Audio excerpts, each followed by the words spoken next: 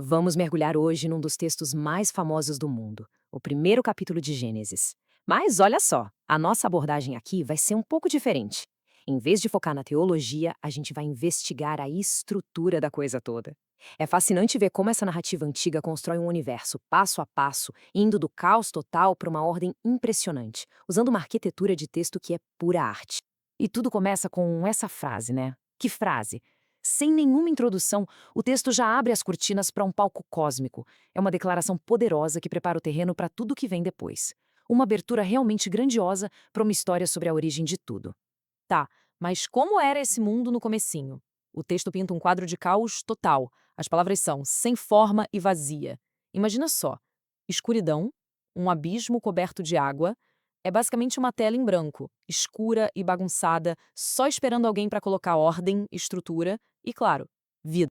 Então, qual é o primeiro passo para arrumar essa bagunça primordial? Criar ordem. E a ferramenta principal para isso é uma ideia bem simples, mas, nossa, muito poderosa: a separação. O primeiro dia já introduz esse conceito, que vai ser o pilar, a base de toda a construção da semana.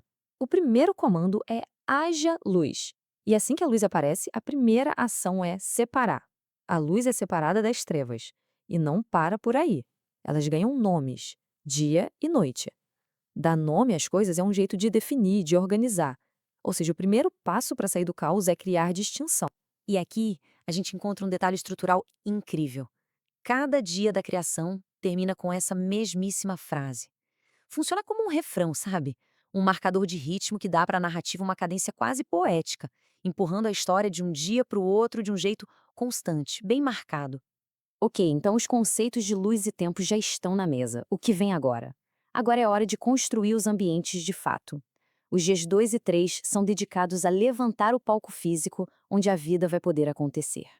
E a lógica da separação continua firme e forte. No segundo dia, uma expansão, que o texto chama de céus, separa as águas que estão em cima das águas que estão embaixo. No terceiro, a terra seca finalmente aparece no meio das águas de baixo. O mundo está ganhando forma. E aí, pela primeira vez, algo vivo surge: a vegetação, brotando da terra que acabou de se organizar. Então, outro refrão começa a aparecer, funcionando quase como um selo de aprovação. Depois de cada etapa importante da criação, o texto diz: "E viu Deus que era bom". É uma confirmação de que a ordem que está sendo criada não é só bonita, mas funciona, está alinhada com um propósito. Beleza, o palco está montado, céu, mar, terra, tudo definido. A narrativa então volta a atenção lá para cima, para o céu, para estabelecer uma ordem ainda mais detalhada, agora focada em medir o tempo. O comando agora é para que apareçam luminares no céu: o sol, a lua, as estrelas. Eles são apresentados não só como fontes de luz, mas como ferramentas com funções bem específicas dentro dessa nova ordem mundial. O propósito deles é super detalhado. Eles não estão lá só para iluminar. A função é governar, separar o dia da noite, marcar estações, dias e anos. Basicamente, o texto está descrevendo a criação de um gigantesco relógio cósmico para dar estrutura e previsibilidade ao tempo. E mais uma vez, como um relógio, o ritmo que a gente já conhece encerra o dia. Essa repetição é de propósito. Ela constrói essa sensação de progresso, de que as coisas estão sendo construídas camada por camada, de forma super organizada.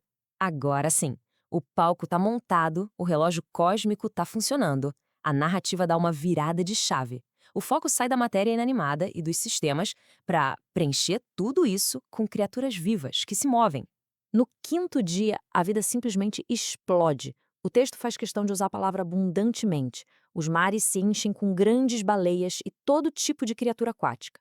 Os céus se enchem com toda a ave de asas. A ênfase aqui é na diversidade e na quantidade. E isso leva a um momento totalmente novo e muito importante: a primeira bênção. É um comando para que a vida não apenas exista, mas que ela cresça, se multiplique e preencha todos os espaços que foram preparados para ela.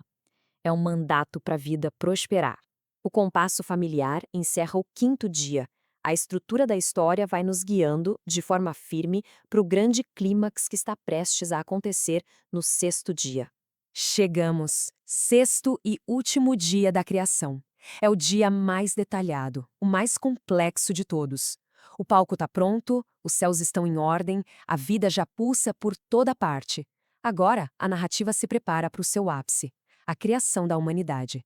O dia começa povoando o último ambiente que faltava, a terra firme. O texto descreve 3 tipos de criaturas: o gado, os répteis e as feras da terra. Com isso, os 3 domínios, água, ar e terra, estão agora cheios de vida. E então a linguagem muda. Em vez do haja, o texto registra façamos. Essa troca de um comando impessoal para uma deliberação na primeira pessoa é um sinal claro de que essa criação é diferente, tem uma importância especial. O texto então usa uma estrutura poética paralela que é simplesmente linda. O versículo 27 primeiro diz que a humanidade foi criada à imagem divina, e logo em seguida especifica: homem e mulher os criou. Colocando as duas ideias lado a lado, a narrativa deixa claro que a humanidade, nessa sua dualidade, é que reflete a imagem divina. A humanidade recebe uma bênção parecida com a dos animais: multiplicar e encher a terra, só que com um acréscimo crucial: um mandato para sujeitar a terra e dominar as outras criaturas. Isso não é apresentado como uma licença para a tirania, mas sim como uma posição de responsabilidade, de cuidado sobre a criação. E este é o grande final. Depois da criação da humanidade, vem o veredito definitivo. Não é só bom como foi nos outros dias. Agora, olhando para a criação inteira, completa e ordenada, a avaliação é muito bom. É uma declaração de satisfação máxima, de obra concluída. E assim, a semana de trabalho se encerra.